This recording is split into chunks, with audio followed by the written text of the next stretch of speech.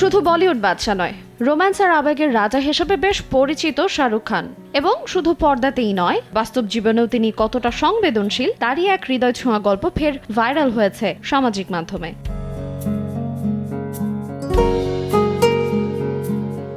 ব্যক্তিগত জীবনে শাহরুখ খান যে ভীষণ আবেগপ্রবণ একজন মানুষ, ভাইরাল ভিডিওতে সে বিষয়টাই যেন ফুটে উঠেছে। ভাইরাল হওয়া সেই ভিডিওতে গৌরী খানের মামা তুলে ধরেন বহু বছর আগের এক স্মৃতি। গৌরী খানকে চাইনিজ পেকিনিজ জাতের এক কুকুর উপহার হিসেবে দিয়েছিলেন তিনি। পরিবারের সঙ্গীর মতোই বেড়ে উঠছিল সে, কিন্তু কিছুদিনের মধ্যেই মারা যায় কুকুরটি।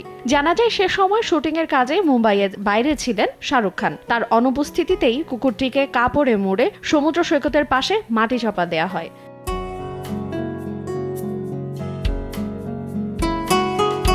শুটিং শেষে বাড়ি ফিরে পশুটির খোঁজ করেন শাহরুখ। জানতে পারেন তার প্রিয় সঙ্গী আর বেঁচে নেই। খবরটি শুনে ভেঙে পড়েন তিনি। গভীর রাতেই ছুটে যান সমুদ্র সৈকতে। নিজের হাতে মাটি খুঁড়ে বের করেন পশুটির দেহ। এরপর বাড়ির পেছনের উঠোনে নতুন করে তাকে সমাহিত করা হয়। সে সময় আবেগ আপ্লুত হয়ে শাহরুখ খান বলেছিলেন, জীবিত কিংবা মৃত তাকে আমাদের সঙ্গেই থাকতে হবে।